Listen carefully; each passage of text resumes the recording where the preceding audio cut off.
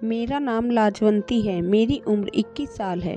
मैं अपने माँ बाप की इकलौती संतान हूँ। मैं एक मिडिल फैमिली से बिलोंग करती हूँ। मेरी शादी जिस आदमी से हुई उसने मेरे साथ एक दिन सुबह सुबह फ़ोन की घंटी की आवाज़ सुनाई दी। नींद में ही बड़बड़ाते हुए राधेश्याम ने फ़ोन उठाया और कहा, कौन बोल रहा है?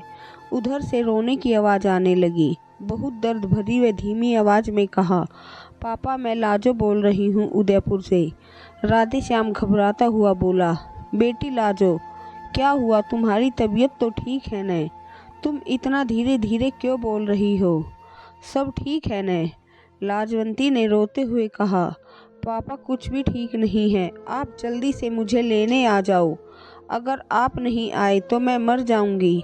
राधेश्याम घबरा कर बोला, बेटी लाजो ऐसी बात क्यों कर रही है? दामाद ने कुछ कहा क्या? लाजवंती बोली, पापा आप जल्दी आ जाना। अब मैं यहाँ रहना नहीं चाहती। मैं रेलवे स्टेशन पर आपका इंतज़ार करूँगी। फ़ोन कट गया। दोनों पति पत्नी बहुत परेशान हो गई।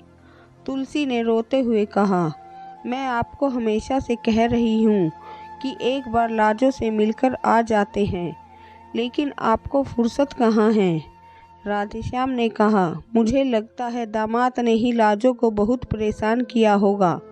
तुलसी ने रोते हुए कहा, अब मैं कुछ सुनना नहीं चाहती हूँ। आप जल्दी उदयपुर जाकर बेटी को ले आओ। न जाने वह किस हाल में होगी। अरे लाजो की माँ, अब रोना बंद कर। वह मेरी भी तो बेटी है। जितना दुख तुझे हो रहा है उतना ही दुख मुझे भी है। तुम औरतें दुनिया के सामने अपना दुख दिखा तो दिया, हम मर्द दुख तो मन में दबा देते हैं, दुनिया के सामने नहीं रख पाते हैं। राधेश्याम उसी समय उदयपुर के लिए रेल से निकल गया। उसके मन में बुरे विचार आने लगे थे। वह पुरानी यादों में खो गया। लाजवंती राधेश्याम और तुलसी की इकलौती संतान थी। दोनों पति पत्नी लाजवंती को प्यार से लाजो कहकर पुकारते थे। उन्होंने उसकी हर ख्वाहिश पूरी की थी। लाजवंती की उम्र शादी के लायक हो चुकी थी, इसलिए राधेश्याम को थोड़ी चिंता हुई।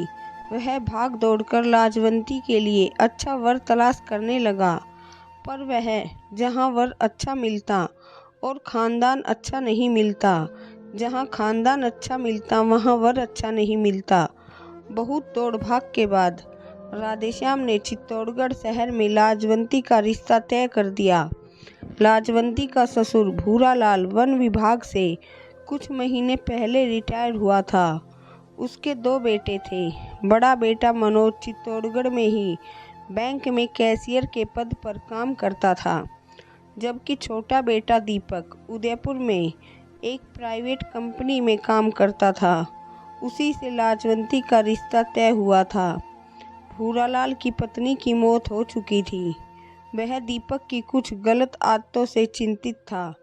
जब लाजवंती जैसी होनहार व पढ़ी लिखी लड़की के साथ शादी हो जाएगी तो दीपक सभी बुरी आदतों को भूल जाएगा, इसलिए भूरालाल चिंता से कुछ मुक्त हुआ। राधेश्याम ने धूमधाम से लाजवंती की शादी की, दहेज भी खूब दिया। विदाई के बाद वे दोनों घर में अकेले रह गए। जब लाजवंती पहली बार ससुराल आई तो उसे ससुराल में जितना प्यार मिलना चाहिए था नहीं मिला। वह मायूस हो गई। लाजवंती की जेठानी का बर्ताव उसके प्रति अच्छा नहीं था, न ही उसके प्रति का बर्ताव अच्छा था। शादी होते ही दीपक उदयपुर में नौकरी पर चला गया। वह लाजवंती को साथ में नहीं लेकर गया था।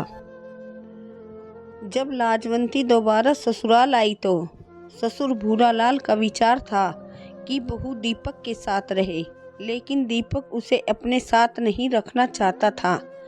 जब भूरालाल ने दीपक को समझाया, वह उसको भला बुरा कहा, तब जाकर मजबूरी में वह लाजवंती को अपने साथ ले गया। उदयपुर में वे किराए के मकान में रहने लगे।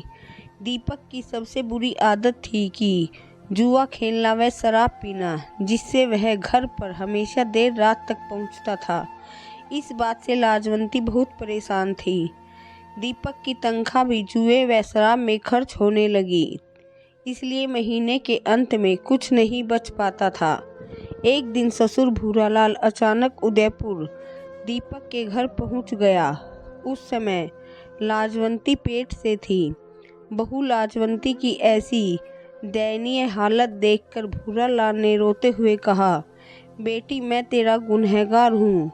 मेरी वजह से तेरी यह हालत हुई है, मुझे माफ़ कर देना। लाजवंती ने अपने ससुर को समझाते हुए कहा, इसमें आपका कोई कसूर नहीं है, आप मत रोइए। मैं आपके बेटे को सुधार नहीं सकी। मैंने पूरी कोशिश की, लेकिन नाकाम रही। भूरालाल बेमन से चित्तौड़गढ़ लौट गया। लाजवंती की ऐसी हालत देखकर वह दुखी था। इसी गहरी चिंता की वजह से एक दिन भूरालाल को अचानक हार्ट अटैक आ गया और उसकी मौत हो गई। पर भूरालाल की मौत से दीपक की जिंदगी में कोई बदलाव नहीं आया। समय पंख लगाकर उड़ने लगा।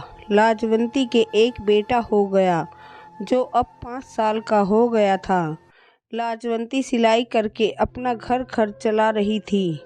कुछ महीने बाद दीपक की नौकरी छूट गई, क्योंकि वह हमेशा शराब पीकर ऑफिस जाने लगा था। इसलिए कंपनी वालों ने उसे नौकरी से ही निकाल दिया। उसको घर बैठे 1 महीना बीत गया। एक दिन दीपक ने लाजवंती के सोने के कंगन चुराकर बाजार में बेच दिए। जब लाजवंती को पता चला तो दोनों के बीच लड़ाई झगड़ा हुआ। उसने लाजवंती को मारा पीटा। एक दिन दीपक घर देरी से पहुंचा। उस समय लाजवंती दीपक के आने का इंतजार कर रही थी। दीपक ने बहुत ज़्यादा शराब पी रखी थी। आज वह जुए में 10,000 रुपये हार कर आया था।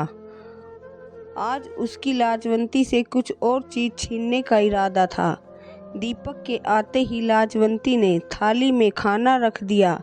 इसके बाद वह सोने के लिए जाने लगी कि तभी दीपक ने लाजवंती का हाथ पकड़कर कहा, लाजवंती रुको, मुझे तुमसे एक बात कहनी है। लाजवंती समझ गई कि आज इसका नया नाटक है। फिर भी उसने पूछा, क्या बात है? दीपक ने कहा, तुम मेरे पास तो आओ। लाजवंती उसके पास आकर बोली, मुझे बहुत नींद आ रही है। क्या बात करनी है, जल्दी कहो। दीपक ने लाजवंती का हाथ पकड़कर बड़े प्यार से कहा, मैं जो तुमसे मांगना चाहता हूँ वह मुझे दोगी क्या? लाजवंती ने कहा, क्या चाहिए आपको? मेरे पास देने लायक ऐसा कुछ भी नहीं है। दीपक ने लाजवंती को समझाते हुए कहा, मैं आज 10,000 रुपये जुए में हार गया हूँ। वे रुपए मैं दोबारा जीतना चाहता हूँ, इसलिए मुझे तुम्हारी खास चीज़ की ज़रूरत है। लाजवंती ने कहा, इसमें मैं क्या कर सकती हूँ? आपने तो जुए व शराब में सब कुछ बेच दिया है, अब क्या बचा है? मुझे बेचना चाहते हो क्या? दीपक ने बड़े प्यार से कहा, तुम भी कैसी बातें करती हो? मैं तुम्हें कैसे बेच सकता हूँ? तुम तो मेरी धर्मपत्नी हो। मुझे तो तुम्हारा मंगलसूत्र चाहिए। लाजवंती ने गुस्सा जताते हुए कहा, आपको कुछ शर्म आती नहीं है कि नहीं? यह मंगलसूत्र सुहाग की निशानी है। कुछ दिन पहले आपने मेरे सोने के कंगन बेच दिए। मैंने कुछ नहीं कहा, अब मंगलसूत्र बेच रहे हो। कुछ तो शर्म करो। आप कुछ भी कर लो, मैं मंगलसूत्र नहीं दूंगी। जब लाजवंती ने मंगलसूत्र देने से साफ मना कर दिया तो दीपक को बहुत गुस्सा आया। वह बोला, मैं तेरी फालतू बकवास नहीं सुनना चाहता हूँ। इस समय मुझे केवल तुम्हारा मंगलसूत्र चाहिए। मुझे मंगलसूत्र दे दे। लाजवंती ने कहा, मैं नहीं दूंगी मंगलसूत्र, यह मेरी आखिरी निशानी बची है। दीपक ने लाजवंती का हाथ पकड़कर अपने पास खींचा और जलती हुई सिगरेट से उसके हाथ को दाग दिया। लाजवंती को बहुत दर्द हुआ। लाजवंती ने दर्द से कराहते हुए कहा, आप चाहे मुझे मार डालो, लेकिन मैं मंगलसूत्र नहीं दूंगी।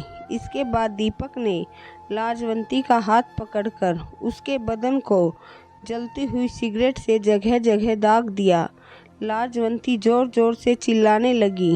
लाजवंती के चिल्लाने से मोहल्ले वाले वहां इकट्ठा हो गए तो दीपक उन सब के सामने लाजवंती पर बदचलन होने का आरोप लगाने लगा।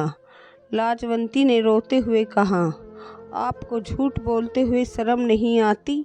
मेरे बदन को आपने छलनी कर दिया, मुझे जलती हुई सिगरेट से दागा। मेरा कसूर इतना सा था कि मैंने अपना मंगलसूत्र आपको नहीं दिया और मैं यह मंगलसूत्र आपको नहीं दूंगी क्योंकि यह मेरी आखिरी निशानी है। लाजवंती की ऐसी हालत देखकर मोहल्ले वालों की आंखों में आंसू आ गए। सभी दीपक को भला बुरा कहने लगे। दीपक ने उन्हें गालियां देते हुए दरवाज़ा बंद कर लिया और दोबारा लाजवंती को पीटने लगा। लाजवंती ने अपने पापा को फ़ोन लगाया तो दीपक ने उसके हाथ से मोबाइल छीनकर फर्श पर फेंक दिया, जिससे मोबाइल फ़ोन टूट गया। दीपक ने लाजवंती को फिर बुरी तरह से मारा, जिससे वह बेहोश हो गई। दीपक उसके गले से मंगलसूत्र खींचकर रात को ही घर से गायब हो गया। जब अचानक रात को लाजवंती के बच्चे की नींद खुली तो माँ को अपने पास ना पाकर वह रोने लगा और बरामदे में चला आया और वह उनके पास बैठ गया। जब लाजवंती को होश आया तो उसने अपने बेटे को गले से लगा लिया। लाजवंती ने पाया कि उसके गले से मंगलसूत्र गायब था। वह समझ गई कि दीपक ले गया। उसने घड़ी की तरफ देखा, सुबह के 5 बज चुके थे। लाजवंती ने कुछ सोचते हुए अपने बेटे को साथ लिया और घर से निकल गई। पड़ोस की एक औरत से मोबाइल मांगकर अपने पापा को फ़ोन लगा दिया। पापा से बात की। लाजो सीधी रेलवे स्टेशन की तरफ भागी। वह प्लेटफॉर्म से फ्लाईओवर की सीढ़ियों पर अपने पापा का इंतज़ार करने लगी। लाजवंती अपने ख्यालों में खोई थी कि उसके बेटे ने देखा कि कई छोटे छोटे बच्चे हाथ में कटोरा लेकर भीख मांग रहे थे। वह भी अपने छोटे छोटे हाथ आगे करके भीख मांगने लगा। इधर जब राधेश्याम की नींद खुली तो वह उदयपुर पहुंच गया था। उदयपुर स्टेशन पर उतरकर राधेश्याम जाने लगा। तभी अचानक कोई पीछे से उसकी धोती पकड़कर खींचने लगा। राधेश्याम ने पीछे मुड़कर देखा कि एक नन्हा बच्चा उनकी धोती पकड़कर हाथ आगे करके भीख मांग रहा था। राधेश्याम ने उस बच्चे को दुत्कारते हुए धक्का दिया तो बच्चा दूर जा गिरा और रोने लगा। बच्चे के रोने की आवाज़ सुनकर लाजवंती वहां आई। वह अपने बच्चे के पास जाकर उसे उठाने लगी। राधेश्याम की नज़र बेटी लाजो पर पड़ी। वह बोला, लाजो तुम यहाँ ऐसी हालत में, तुम्हारी यह हालत किसने बनाई? लाजवंती ने देखा कि इस अनजान शहर में कौन लाजो कहकर पुकार रहा है। जब उसने नज़र उठाकर देखा तो सामने पापा खड़े हैं। वह जल्दी से दौड़ते हुए अपने पापा के गले लगकर रोने लगी। राधेश्याम ने हिम्मत से काम लेते हुए अपने आंसुओं पर काबू पाते हुए कहा, बेटी लाजो आंसू मत बहा, मैं तुझे लेने ही आया हूँ। घर चलते हैं। उस समय प्लेटफॉर्म पर दूसरे मुसाफिरों ने पिता व बेटी को इस तरह आंसू बहाते हुए अनमोल मिलन व अनोखा प्यार देखा तो सभी भावुक हो गए। राधेश्याम अपनी बेटी व नाती को लेकर गांव आ गया। लाजवंती के साथ दीपक ने जो जोर जुल्म किए थे, लाजवंती ने अपने माँ व पिता को साफ साफ बात की बता दिया। लाजवंती ने कुछ महीनों बाद ही दीपक से तलाक ले लिया और अपनी नई जिंदगी की शुरुआत की। दोस्तों, उम्मीद करती हूँ आपको हमारी कहानी पसंद आई होगी। कहानी पसंद आई हो तो वीडियो को लाइक करें, चैनल पर नए हैं तो चैनल को सब्सक्राइब करें और हाँ, नोटिफिकेशन बेल को ज़रूर दबाएं ताकि अगली अपडेट सबसे पहले आपको मिले।